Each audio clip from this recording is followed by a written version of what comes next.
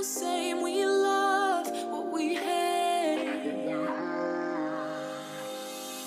We lie, but we know we can't. What's up YouTube? How goes it? In today's video I am super excited because we've got a product I've been really looking forward to reviewing myself. HomePod Mini. That's right, it's finally here. I know I'm a day late, but bear with me, logistic issue, what can I do, right? Anyway, in today's video we're gonna do an unboxing, a first impressions, and a general overview of the new HomePod Mini and see how it does, as well as a bonus sound test at the end. So as always, if you enjoy my content, consider subscribing to my channel, liking this video. Let's get started. Starting off with the box itself, right away you can see that you have the HomePod Mini in a white color. That's the one I got over here. This also comes in space gray. On the sides you have the Mini branding, which comes in two different font styles depending on which side of the box you're looking at. Pretty Apple-like for the most part. We'll quickly go ahead and remove the plastic packaging around the box. As soon as we do that, we'll proceed to open the box, which by the way can take a couple of seconds.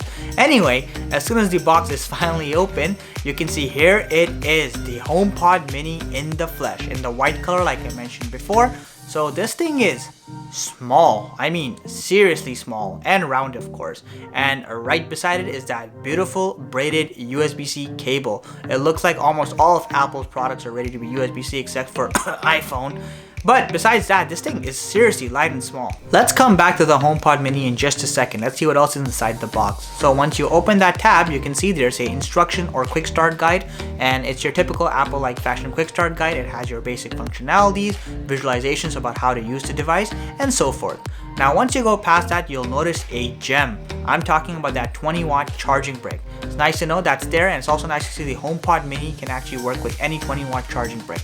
Hence the mini term. Coming back to the HomePod Mini itself. Like I said, this thing is small and light. It is just 8.3 centimeters tall and it weighs a little over 0.75 pounds. That's right. It honestly feels like you could throw this thing around and play catch with it.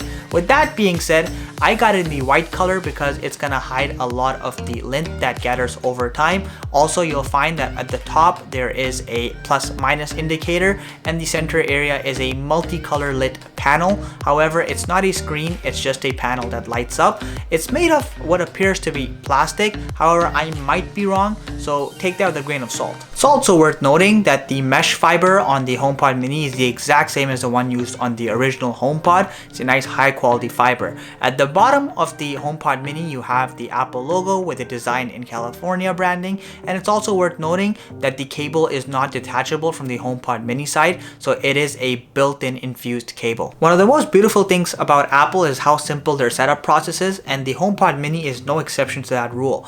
As soon as you plug in the device, the top panel starts flashing white. At this point, you simply bring your iPhone near the HomePod Mini and it automatically detects that the HomePod Mini is ready to be set up. So you press the setup button, it asks you to set up which room it's going to be in, also a couple of Siri related questions. Once you do that, you're done. That's it. It takes maybe 10 seconds tops. Now let's talk functionality. At the very core, the HomePod Mini, just like the HomePod, is a high quality speaker first and a digital assistant second. I mean, Siri is fairly basic. You can still ask it to do basic tasks like asking the weather or the time or setting up a reminder. However, it still doesn't have the same level of complexity or functionality as, let's say, Google Home or Amazon's Alexa. Hey Siri, what's the temperature right now? It's -1 degree outside. Hey Siri, what day is it? It's Tuesday, November 17th, 2020. So keep that in mind, that if you're buying a digital assistant, it's still relatively basic. It's also worth noting, as far as music goes, Spotify is still not supported. However, to Apple's defense, this is now in Spotify's court as they still haven't made an SDK for it yet. With that being said, Apple Music integration is nearly flawless, and you also have AirPlay 2 support. In fact, another cool feature I really like about the HomePod Mini is that if you want to transfer the music playing from your phone onto the HomePod Mini, you simply bring the device closer to the HomePod Mini and it instantly easily transfers the music onto the HomePod or HomePod mini device. Pretty cool. Apple has also bought the ability to put the HomePod mini in a stereo-like setting, just like you have on the original HomePod. I haven't actually tested out the stereo sound yet because I don't have a second HomePod mini. Hopefully that'll be coming soon, but I'm definitely excited to try that out. Additionally, you also have the introduction of the intercom feature. Essentially, this is just like the broadcast functionality you have on other devices like Google or Amazon's Alexa. However, what makes it a little more unique is that it's able to actually send a given message across all your iOS devices, provided they're on the same home network as the HomePod mini or HomePod. Let's talk about the real reason you got a HomePod mini. Siri. No, I'm joking. Sound. So in terms of technical specification, the HomePod mini definitely packs a punch.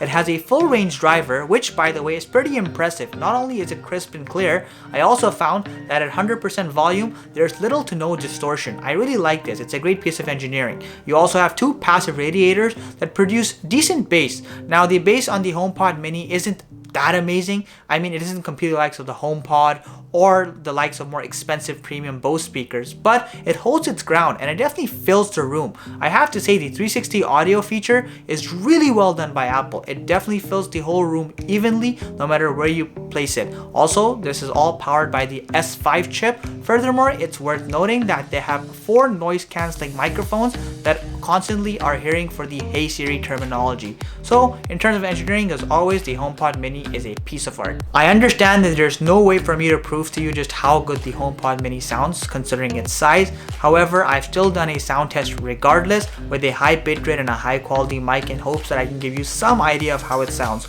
So here's the sound test.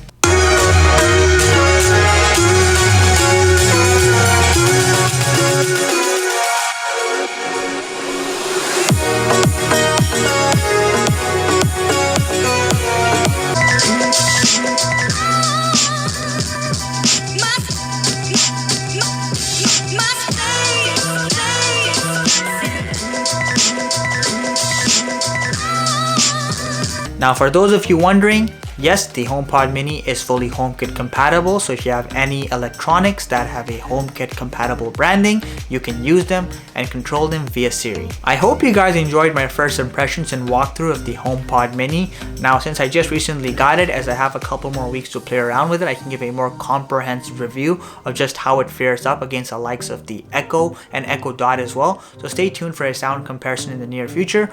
Also, if you want to see a review on the full HomePod to see if it's worth it in 2020, you can check out my link in the video description below. As always guys, if you enjoy my content, please consider subscribing to my channel and liking this video. It really does help me grow. It keeps me motivated to provide more for you guys. Until next time, Soul of Tech, logging out.